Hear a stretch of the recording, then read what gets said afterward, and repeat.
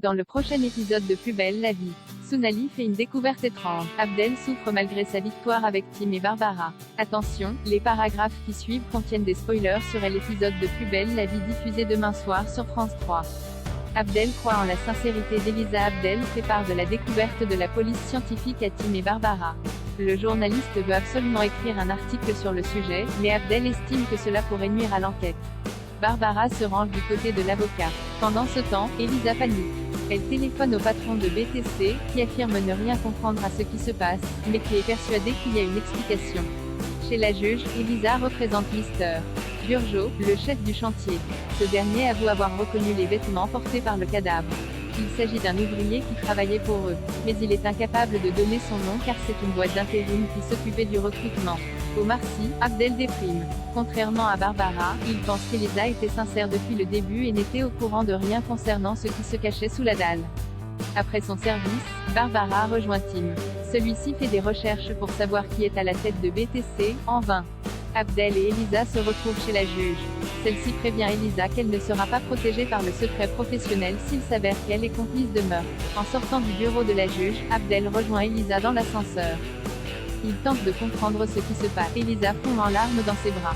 Sounali mène l'enquête installée à la terrasse du Marcy. Nathan surprend une conversation téléphonique de Kevin, assis à une table voisine, à propos du bal de Scott. Tous deux ont hâte d'y être pour prouver que sa génération est la meilleure. Plus tard, Lona apprend que Noé et Jules ne savent pas danser le rock et se met en tête de leur apprendre. De son côté, Dimitri remercie Sounali de l'avoir poussé à se confier.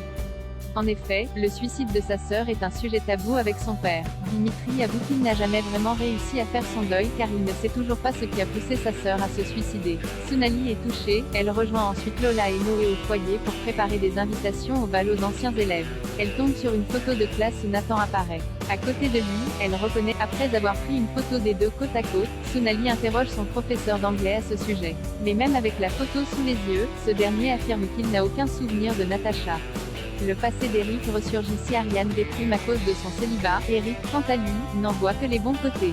Les deux collègues espèrent se changer les idées en arrêtant des dealers. Mais leur tentative d'arrestation prend une autre tournure lorsque les dealers en question tentent de voler le sac d'un étudiant qui passait par là. Ariane et Eric interviennent, découvrant que le jeune homme cache une somme de 33 000 € dans son sac. Ils l'emmènent au commissariat pour l'interroger. L'individu affirme que le sac n'est, étant donné qu'il n'a pas de casier judiciaire, Eric le relâche en consignant l'argent. Toutefois, Ariane estime qu'il est nécessaire de creuser. Au même moment, un homme entre à l'intérieur du commissariat. En le reconnaissant, Eric se cache sous son bureau et demande à Ariane de faire diversion. Celle-ci l'accompagne en salle d'interrogatoire et prend sa déposition. L'homme en question est un éleveur de chevaux à la campagne et vend également les produits de sa ferme sur les marchés.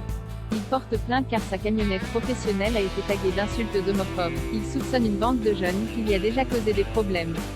Ariane promet d'organiser des patrouilles et lui laisse sa derrière la vitre. Eric écoute leur échange. Une fois l'homme parti, Eric avoue à Ariane qu'il s'agit de Simon, avec qui il était à l'école de police il y a 20 ans. Ils étaient meilleurs amis jusqu'à ce que Simon commence à le draguer. Comme Eric n'assumait pas son homosexualité à l'époque, il l'a éconduit. Mais il pense souvent à lui depuis, en se demandant ce qui aurait pu se passer s'il avait assumé son orientation sexuelle.